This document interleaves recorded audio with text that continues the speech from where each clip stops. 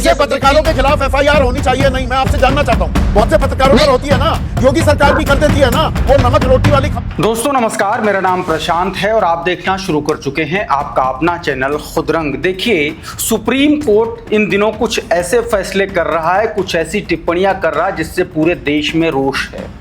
पहले कॉकरोच वाला कांड किया माननीय चीफ जस्टिस ऑफ इंडिया ने, उसके बाद देश भर के पर्यावरण विदों को कूड़ा कचरा टाइप से बयान दे डाला, उसके खिलाफ एक पूरा अलग से कैंपेन चल रहा है।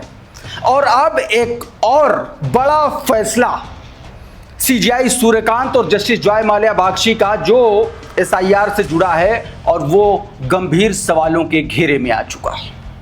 जी, एसआईआर की प्रक्रिया को लेकर के chief justice of India justice Suryakant का फैसला और इसके खिलाफ अब सुप्रीम कोर्ट के ही बड़े बड़े वकील जो है वो लामबंद होना शुरू हो चुके हैं। क्या पूरा मामला है यह भी बताऊंगा। और पर्यावरण से जुड़ी हुई देश की एक बहुत बड़ी संस्था ने चीफ जस्टिस से कह दिया है कि टिप्पणी वापस लो, सीधे सीधे कहा है। उधर एक और बड़ी खबर है दोस्तों, खबर उत्तर प्रदेश पुलिस के द्वारा किए गए एक एनकाउंटर से, जिसमें से 2 मुसलमान मारे गए। और अब परिवार कह रहा है कि जिन 16 पुलिस वालों ने उनकी हत्या की है, इन पर फर्जी एनकाउंटर का मुकदमा दर्ज होना चाहिए। अदालत पहुंच गया है मामला, उस खबर के बारे में भी आपको बताऊंगा। और एक खबर दोस्तों तमिलनाडु से है, कैसे ऑन द स्पॉट बदतमीज और असंवेदनशील पुलिस कर्मियों का इलाज किया जाता है, उससे भी जुड़ी एक खबर है। और एक खबर एक ऐसे मुस्लिम शख्स से जुड़ी हुई जो 10 साल 12 साल जेल में बिताया और उसके बाद जो है उसको बाइज्जत बरी किया गया। क्यों? सबूत ही नहीं मिले, एक सबूत नहीं मिला और पुलिस ने गिरफ्तार किया था कि अलकायदा से कनेक्शन है। इसके अलावा और भी कई खबरें हैं, सब कुछ बताने जा रहा हूं। सबसे पहले ये देखिए, ये एसआईआर स्पेशल इंटेंसिव रिवीजन, इस पर माननीय सुप्रीम कोर्ट का फैसला। कहा एसआईआर प्रक्रिया में कोई खामी नहीं है, चुनाव आयोग ने अपनी शक्तियों का इस्तेमाल किया। मिलत टाइम्स की खबर, जिसमें सीजेआई सूर्यकांत और जस्टिस जॉय माल्या बागची की पीठ ने बुधवार को एक बड़ा फैसला सुनाया और कहा कि एसआईआर प्रक्रिया संवैधानिक वैधता को उसने बरकरार रखा है। कोर्ट ने कहा कि फर्जी और दोहरे मतदाताओं को हटाने के लिए किया गया यह पुनरीक्षण पूरी तरीके से संवैधानिक है और चुनाव आयोग ने अपनी शक्तियों के भीतर रह करके काम किया। सबसे बड़ा सवाल यह है कि इसी जस्टिस जॉय माल्या बागची की बेंच ने ही, जस्टिस जॉय माल्या बागची ने जो 27 लाख वोट काटे गए थे उस पर कहा था कि अगर जीत का अंतर और जीत हार का अंतर काटे गए वोटों के अंतर से कम होता है तो इसके बारे में सोचा जाएगा। और ऐसी दर्जनों सीटें हैं बंगाल में, सोचा जाए तो छोड़ दीजिए, पूरी की पूरी प्रक्रिया जो है जिसमें लाखों लाख लोगों के नाम काट दिए गए, उनको वोट के अधिकार से वंचित कर दिया गया। और इसी सुप्रीम कोर्ट ने कहा था कि एक बार वोट नहीं दोगे तो क्या हो जाएगा। और अब धीरे से इस पूरी प्रक्रिया को अमली जामा पहनाने वाला फैसला दे दिया, जिसकी आलोचना हो रही है। सुप्रीम कोर्ट के वकील प्रशांत भूषण ने खुला मोर्चा एक तरीके से ऐलान कर दिया, मोर्चा खोल दिया है। आपकी स्क्रीन पर यह प्रशांत भूषण का ट्वीट, इन्होंने सीधे सीधे लिखा कि सुप्रीम कोर्ट ने आखिरकार एसआईआर प्रक्रिया को सही ठहराते हुए अपना फैसला सुना दिया।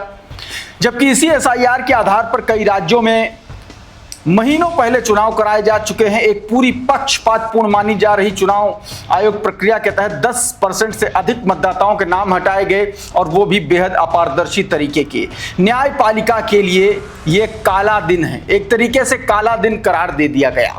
आवेश तिवारी लिख रहे हैं कि आज फिर इन्हीं साहिबान की इसी बेंच ने आदेश दिया कि बंगाल में लाखों लोग वोट नहीं कर पा रहे हैं, अगली बार कर सकते हैं। यही सीजेआई महोदय थे जिन्होंने युवाओं को कॉकरोच कहा, यही बेंच है जिन्होंने आज एसआईआर को मान्यता दे दी और कहा कि यह चुनाव आयोग का अधिकार है जिसे स्वतंत्र चुनाव कराए जा सके। दुहाई है सरकार, दुहाई है। सीधे तौर पर आलोचना जबरदस्त हो रही है चीफ जस्टिस ऑफ इंडिया के और जस्टिस जॉय माल्या बागची के इस फैसले को। एक और बयान दिया, ऐसा लगता है कि सुप्रीम कोर्ट सारी संवेदनशीलता भूल बैठा है और कोई नहीं। जस्टिस सूर्यकांत इस तरीके के बयान दे रहे हैं, इस देश के युवाओं को कॉकरोच कह रहे हैं, इस देश के पर्यावरणविदों को उन पर उनकी आलोचना कर रहे हैं, वो सवाल उठाते हैं तो उनको कटघरे में खड़ा कर रहे हैं। सबसे बड़ा सवाल यह है कि क्या ये वही लाइन नहीं है क्या जिसमें आंदोलन करने वाले किसानों को खालिस्तानी कह देते हैं भाजपाई? जो सवाल उठाता है वो देशद्रोही हो जाता है। इस खबर को देखिए, हिंदू की खबर है। यह खबर बताया गया कि NGO says constitution tells citizen to protect environment, ask chief justice of India Suryakant to withdraw remark against environmentalist. सीधे सीधे दो टूक कहा गया है कि संविधान जो है इस देश के नागरिक को पर्यावरण को बचाने की बात कहता है, और इसीलिए chief justice of India justice Suryakant से इस संगठन ने कहा है कि अपनी टिप्पणी फौरन वापस लो। आगे देखिए इस खबर में क्या कहा गया है। बताया गया कि कर्नाटक की पर्यावरण संस्था पीपल फॉर एनवायरनमेंट ने भारत के मुख्य न्यायाधीश सूर्यकांत और सुप्रीम कोर्ट को पत्र लिखकर पर्यावरण कार्यकर्ताओं को लेकर की गई हालिया टिप्पणियों पर पुनर्विचार और उन्हें वापस लेने की मांग की है। 11 मई को गुजरात के पीपावाव पोर्ट मामले में सुनवाई के दौरान सीजीआई ने मौखिक टिप्पणी करते हुए कहा था कि आप हमें इस देश का एक ऐसा भी प्रोजेक्ट दिखा दीजिए जहां ये तथाकथित पर्यावरणवादी और एक्टिविस्ट कहें कि हम इस प्रोजेक्ट का स्वागत करते हैं, देश प्रगति कर रहा है, हर चीज में आप लोग कोर्ट में घसीट लाते हैं। इस टिप्पणी पर प्रतिक्रिया देते हुए संस्था ने कहा कि अपने पत्र में कहा कि पर्यावरण कार्यकर्ता विकास के खिलाफ नहीं बल्कि गैर जिम्मेदार, अवैध और पर्यावरण को नुकसान पहुंचाने वाले विकास के खिलाफ हैं।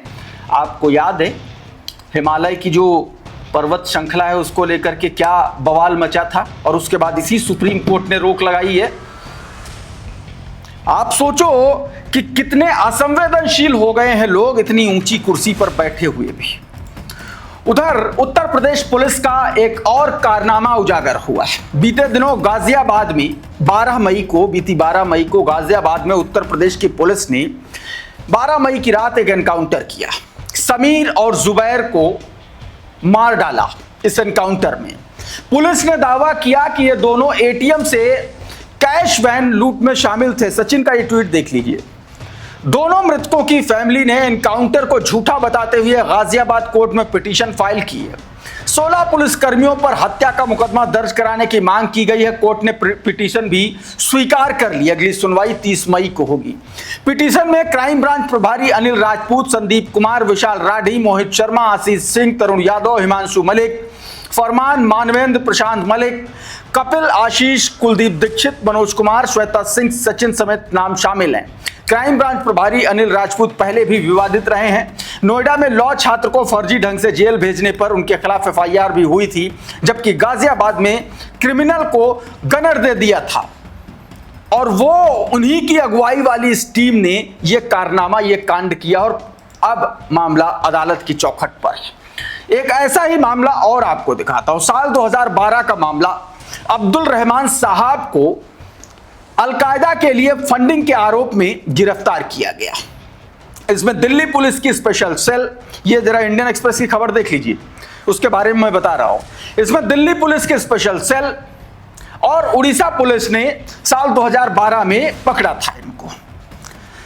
14 साल तक ये जेल में रहे, और आप पुलिस के पास एक ऐसा सबूत नहीं है जिससे आरोप सही साबित हो पाए।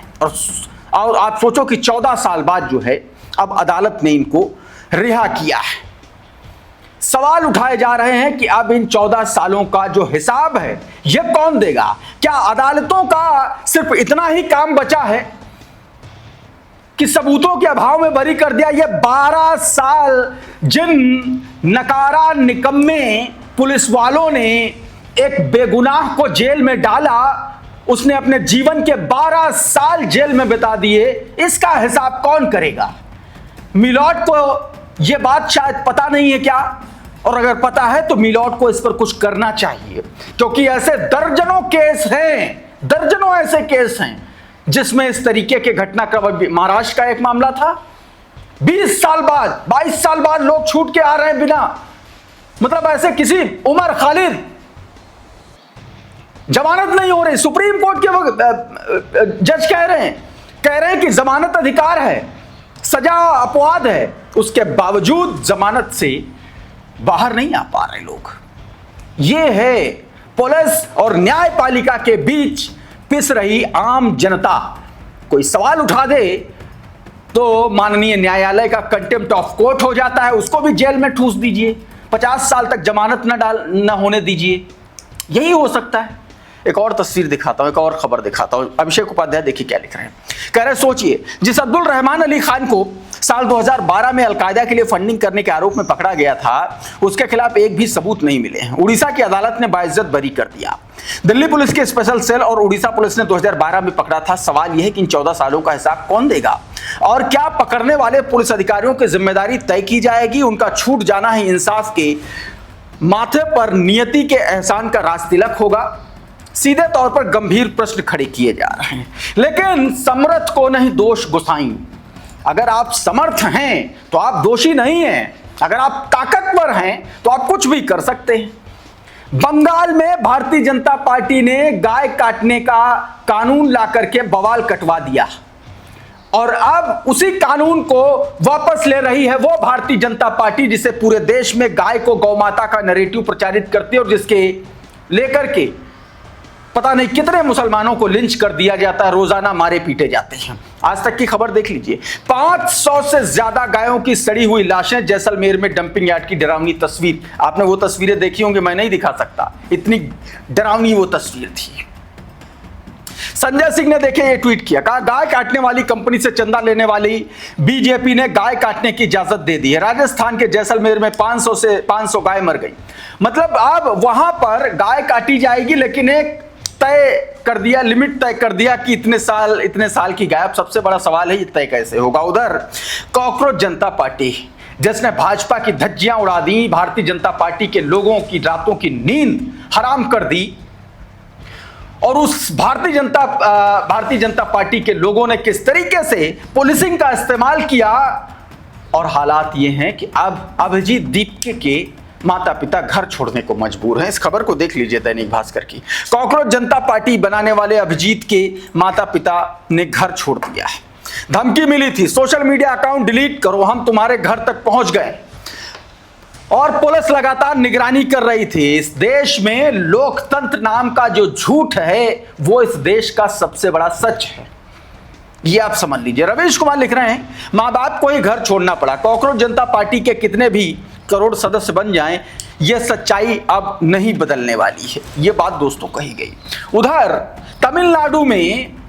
तमिलनाडु में थलापति विजय ने वो कारनामा किया है जिससे उत्तर प्रदेश की योगी आदित्यनाथ की सरकार को सबसे ज्यादा सीखने की जरूरत है। जरा ये तस्वीरें देखिए, ये प्रेस कॉन्फ्रेंस हो रही थी और यहां पर अधिकारी देखिए किस तरीके से हंस रहे हैं, दांत चियार रहे थे। ये देखिए दांत निकाल रहे थे ये लोग। ये वीडियो वायरल हुआ और थलापति ने इन दोनों को सस्पेंड कर दिया। और अधिकारी हैं, नरम गर्दन को नहीं रहता है, मोटी चमड़ी वाले अधिकारियों को सीधे सस्पेंड कर दिया। क्या बताया गया?